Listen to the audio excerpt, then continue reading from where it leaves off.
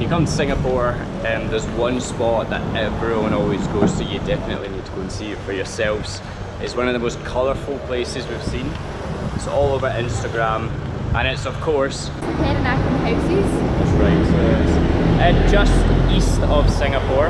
Managed to find them on our way from the airport. This has been our first stop into the city, and it's basically just a street of houses, a really busy street, mind you, that have been decorated with all these flowery patterns, and they're all completely different colours. It's really, really pretty. So another site that is very, very popular when you come to Singapore is of course the Singapore Flyer. Yep, can't miss it. You can't miss it, literally. It's on the skyline. You can see it from Marina Bay Sands. It's right on, just north of Marina Bay Sands actually. Yeah, and it's the giant Ferris wheel, as I'm sure most of you know. It's cost $33 for one adult, and I think that's for one rotation of the wheel itself. You get amazing views from the top. You can see Marina Bay Sands, you can see the Garden of the Bay, you can see the entire city of Singapore, which would be really beautiful, I think, at night, because it's such a beautiful city at night. It's a bit too much out of our price range, so we're not going to do it in this trip, maybe next time.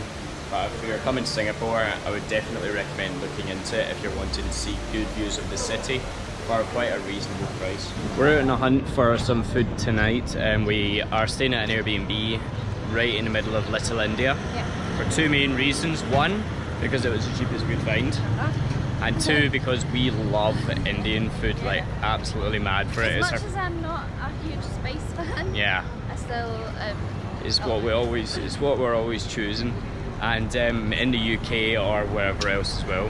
So we're going to go hunt around Little India for somewhere to eat. Not entirely sure where we're going to go because there's a huge selection, like an absolutely incredible selection of foods, and it all starts to come to life maybe 5 or 6 o'clock. Yeah, we have scoped out a few online. There's a few cheap ones. Yeah, we read about one in particular, in mind, which we're going to go and check out as well. It's called Gandhi Restaurant, so I'm thinking we're going to go and hit that place up. But there's so much selection, it's incredible. So we've come to Gandhi Restaurant, which is just on the outskirts of Little India. Basically you go across the original carriageway when you get to it. And we've ordered a set meal, which is $4.50. And I think what you do is you get a huge big banana leaf. It's got like rice.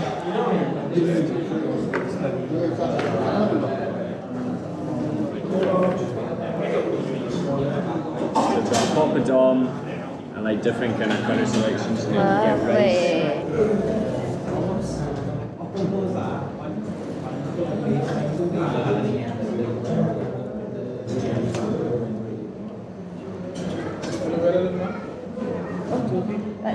That's quite. Sorry. Sorry.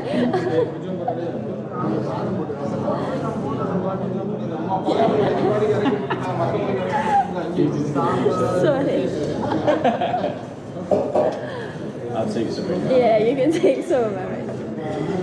Thank you. Alright, so when you do come here, make sure that you tell them when there's enough rice. Because Gemma thought they were just going to stop, they just kept shoveling more and more rice onto our plate. Alright, so what do you think, Jim? We've got the pumpkin bit here. This one's got a little bit of a kick in it. Do you want to try that one next? I've already tried it. Okay, is that okay? You survived? Gemma doesn't normally do spicy food. If you remember our last escapade, when she tried a black pepper chili. I actually can't breathe. She almost died. Just about forgiving me for that. No, this is really good. None of it is too overly spicy. No. It's so full of flavour though. Yeah. And so we've got fried onions, I think this is. I think it could be cabbage. I don't fried really onion or know. cabbage, yeah. But it's all fresh as well. For normally when you go somewhere expensive, it actually isn't fresh, so it's kind of sitting out for a while. I mean, it's probably sitting out, but it's warm at least. Normally in places here, it seems to be a lot cheaper if it's been sitting out for a while and it's still been heated. So unless this is a fresh batch that's just been put out, it's still actually really warm and really delicious for how cheap you're getting it. We had some locals just sitting beside us there who were trying to encourage us to eat with our hands. Yeah. It seems to be the way that yeah, I mean, in other countries that's where you eat it, but if we're trying to use cameras and stuff like that, I don't really fancy cleaning my fingers every 2 seconds. But they were saying to us that they are local to this restaurant and it's the cheapest and best Indian restaurant in Singapore, I think, is it? Yeah. So, it's a good shout.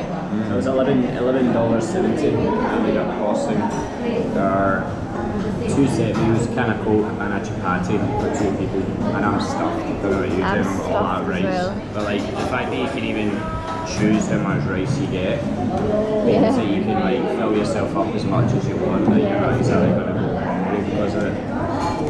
So that's dinner for 2 for less than 12 Singapore dollars. And it's right just beside Little India, about half an hour train journey from the city centre of Singapore. So it's definitely got a high stamp of approval.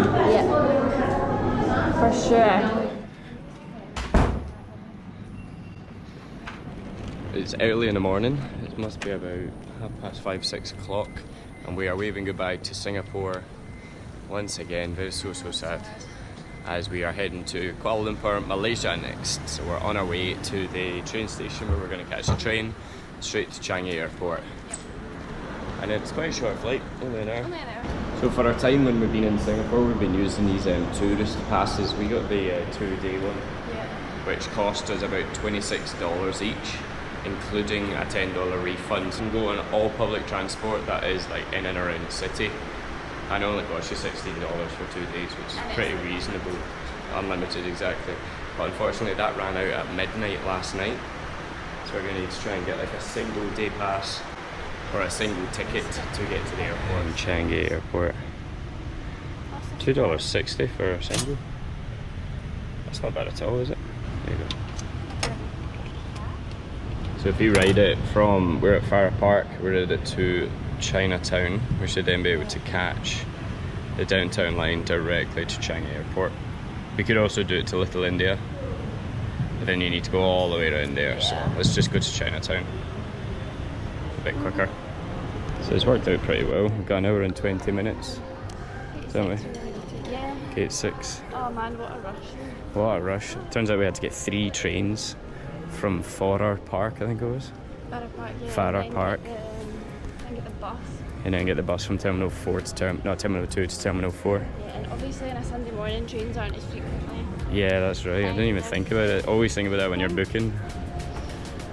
But the main reason I love Singapore more than anywhere else is because of how much they manage to mix nature, the architecture, the cultures, the flavours, the sights, the sounds, the smells. Everything is just a giant melting pot, and there's so much of a range of like all of that stuff. And if you're wanting to experience as much as you can, Singapore is a really good city for that, because there's even parts where you can go out into the bush, into the nature, into the jungles that sit just outside the city, or you can just have a weekend shopping break. There's so much to do here.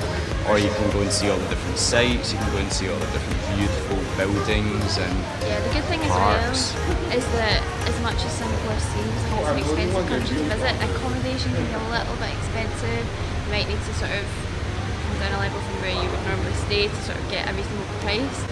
And even food can sometimes seem a bit expensive. You can find cheaper places, but there's so many free things to do when you get here. Like you don't have to spend the money on.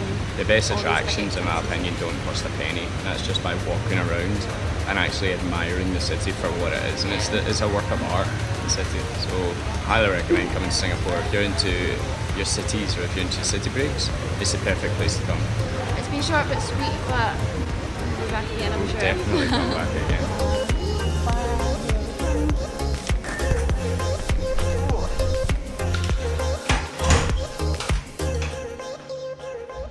That's a washing machine.